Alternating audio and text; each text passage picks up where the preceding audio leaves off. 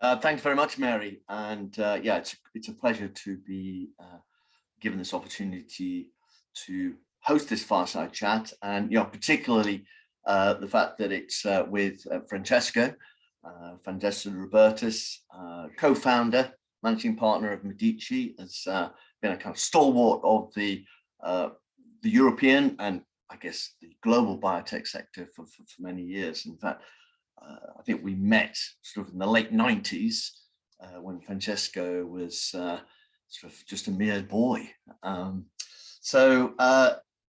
Francesco, everybody knows, right, who you are. Most of the audience will be very, very familiar with you. So I thought it'd be interesting to sort of kick this off.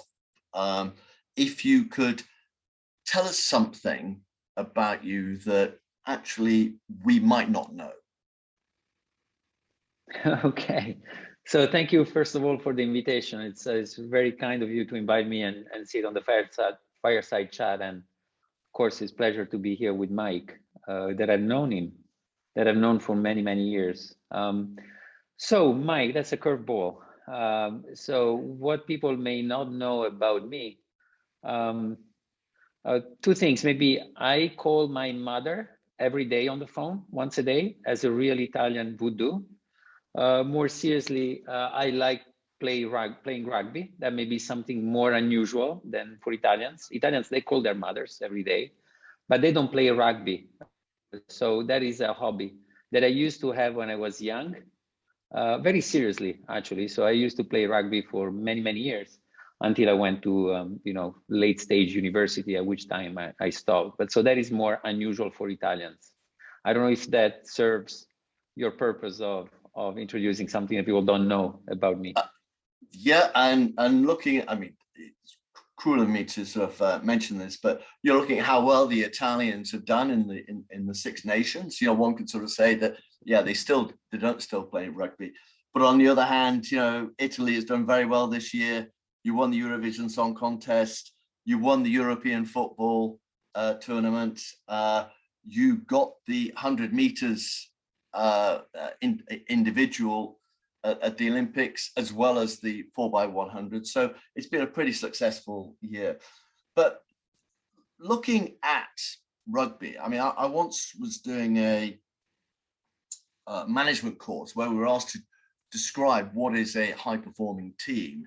And my answer was the All Blacks, because, we know that they have been super performing. So I was just wondering, with your experience of rugby, etc., is there something from the game of rugby that you've actually been able to translate into your professional life?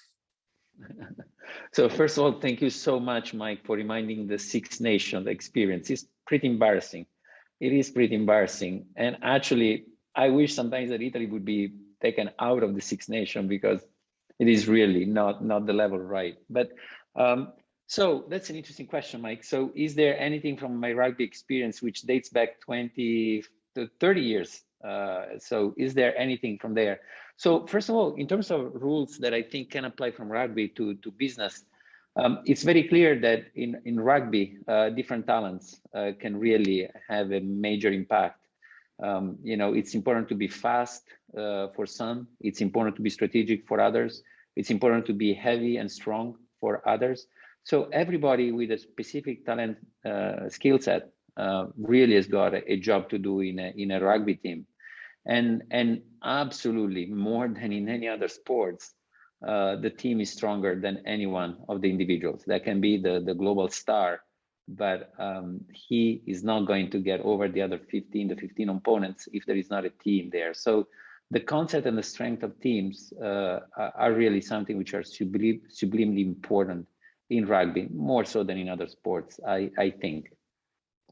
The other key thing that I've often wondered, it's funny you asked the question, but I've often wondered in terms of strategies in rugby, and I don't know how Anglo-Saxon based the audience is, Mary, for the event. I am assuming there is a lot of people familiar with rugby. But in rugby, you have two main strategies to go win the game. Either you really go for the big win, which is the try, which gives you more points, or you go for the easier wins, which is the kicks that give you fewer points, but they're easier to come. So the question is, you can win a rugby match with following two strategies. And I know, Mike, that you are a genuine expert and an observer of rugby, but you can win rugby games with two strategies. Either you keep on going for the big wins, even though it's every one of those big wins, the tries are more difficult to come, or you go with a slow but sure kind of incremental, winning strategy. So it's what we say in rugby: you go for the 3 points or you go for the try. And sometimes arrogance pushes the teams that could easily capture the 3 points simply because they could fix those 3 points and go back to the next phase of the game.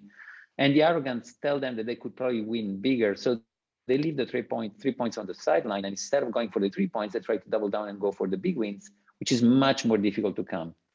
Actually, there was some times ago an analysis, I think it was from The Economist or from Science magazine. It was a controlled, not academic grade kind of research, but it was a controlled research that basically showed that the teams that win with more predictivity are the ones that really go for the 3 points, which is counterintuitive to our biotech world, because of course in our biotech world we really try to go for the transformative wins of we in the industry in general, to change the way in which things are done, paradigm shift, breaking our new rules, which is really the big win, even though it's more difficult to come. So rugby would say, the rugby lesson would be, look, you're going to win more likely by going for 3 wins with 3 win strategies rather than going for the big wins, because the frequency with which you can win the 3 points is much higher, and over time the area under the curve of the points earned will be higher. At Medicxi, I can say that I cannot tell you, Mike, that is because I was thinking about this thing about the rugby strategy, but I certainly can draw a parallel there. We have started Medicxi 27 years ago. It was called Index Life Sciences, going for the big wins. And the first company that we see that actually turned out to be a big win, it was Genmab, the first round of Genmab.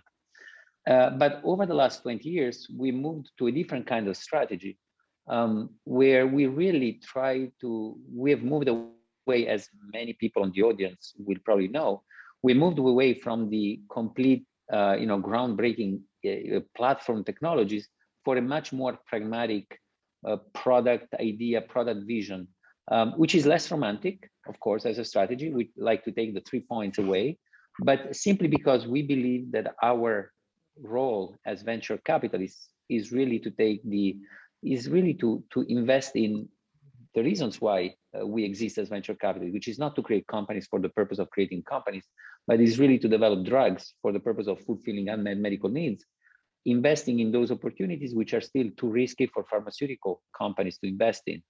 And so if we marry that logic with the requirement of, we need also to make sure that we show progress and wins, the 3 point strategy has been a strategy that has been very useful in our pharmaceutical definition, in our business definition of our venture capital exercise, to make sure that very precise ideas, we would progress to a winning point, one after the other. And that, I would not push the comparison further along on that, because, I cannot tell you, Mike, that, I was thinking about this when we came up with the asset-centric view of the world, 3 points versus tries, but there is some similarity there.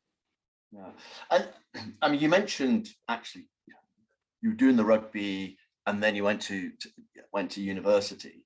As I remember when I think we first met when you were at Index, and you were sort of like a newbie at Index, and I was just wondering what got you into venture capital in the first place, because it's not the kind of thing that back in the day people sort of said, oh, when I grow up I want to be a venture capitalist. It might be a bit different now, but I seem to recall, I mean, the first time I came across venture capital was about 1985 when I met the likes of Jeremy Cook and David Leathers, etc.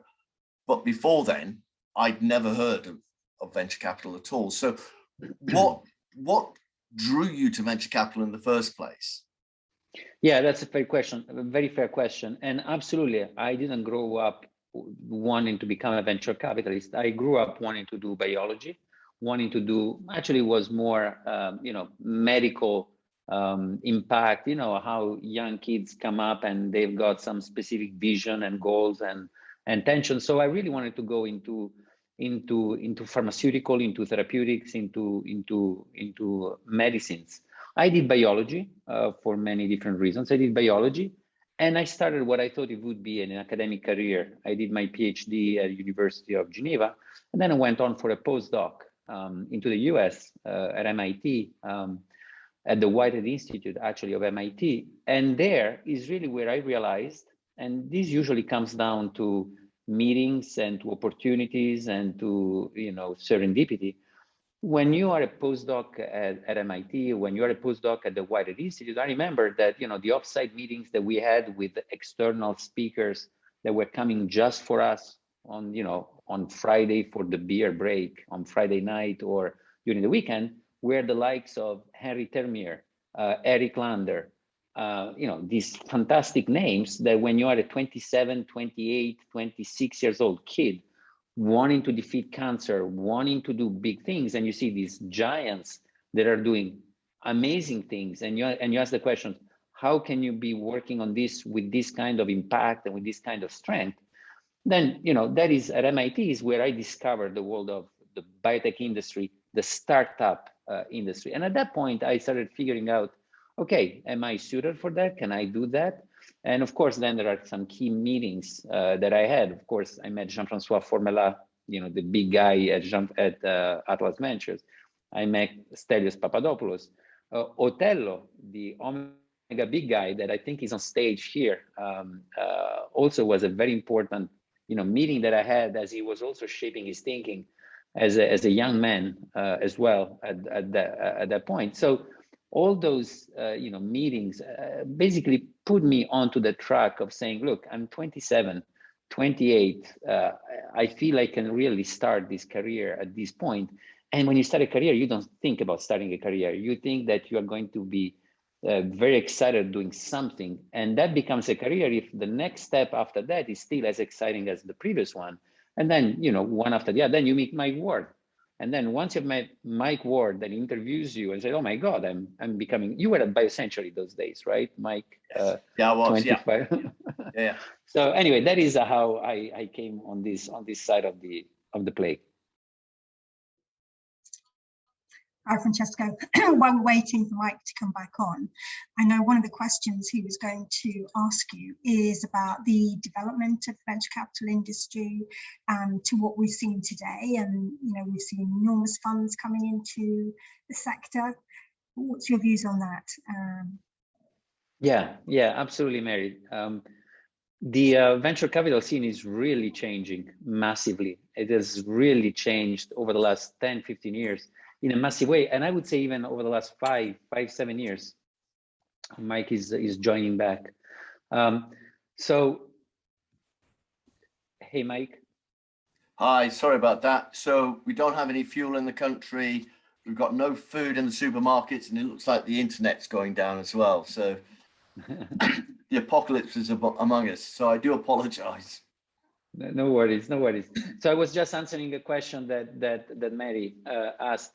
So it has changed massively, and a lot of capital, a lot of new venture capital firms, they basically changed the dynamics in terms of what is possible for the entrepreneurs, which is great. I used to say until 5 years ago, maybe 10 venture capitalists in Europe had 80% of the market share until 5 years ago. In the last 5 years, there are many additional venture capitalists that have come into the business, and hopefully they will be fixed in the system.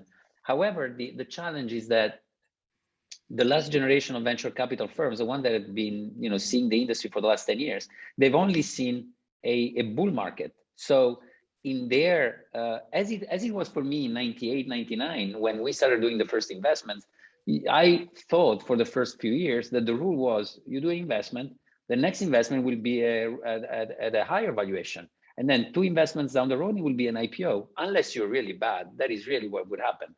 Then, about 10, 15 years period has shown us that that is not always the rule, because there are downturns, there are macro cycles that basically are beyond you, that will impact what happens to you and your little company.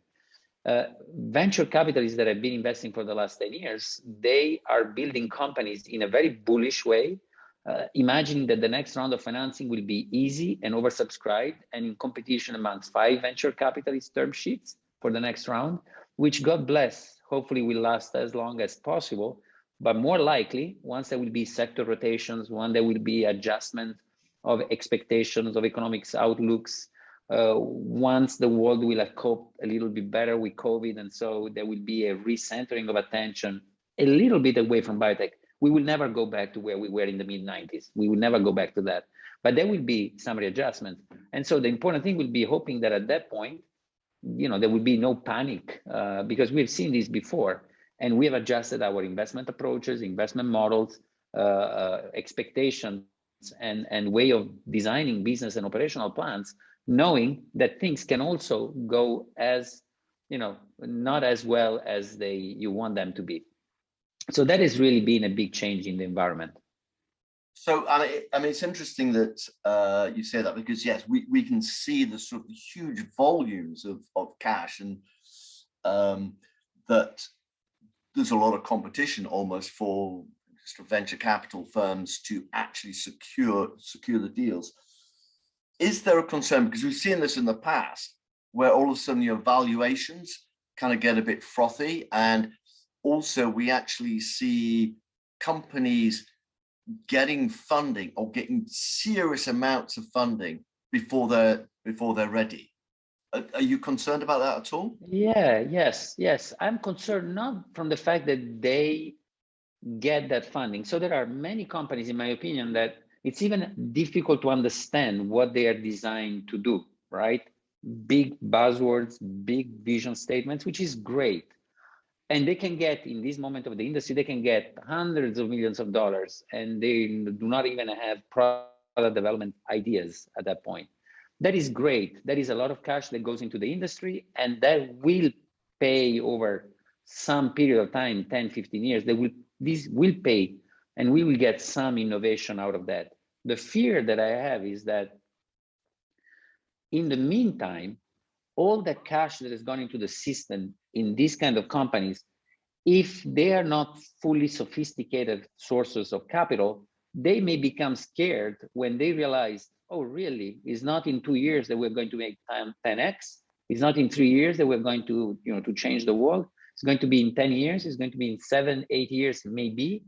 Once there is a realization of the reality of the dream, and once we can measure quantitatively the dream, the worst case scenario would be that there is going to be people that are going to say, okay, that's not for us, this game. And so, there's going to be a dominant negative effect of a lot of sources of capital that may get out of the system simply because they did not understand properly what game they were about to play. Of course, now COVID and the successes of COVID have a dominant positive effect that specialist investor can filter through the lenses of, thank God we will not have a COVID-19 every other year, right?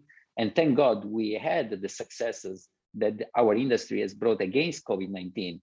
But specialists can understand more than newcomers and tourists, not to say that with the bad tone, but with the reality, people that are just coming here because the last 2, 3, 4 years of biotech have been spectacular. That is a little bit what concerns me.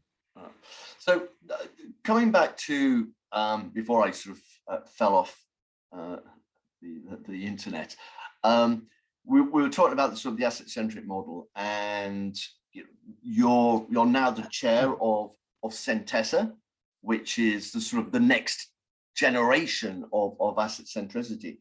And I'd just be sort of interested to understand, what was the driver from going from sponsoring or supporting single asset activities to actually bundling them all into a much larger vehicle?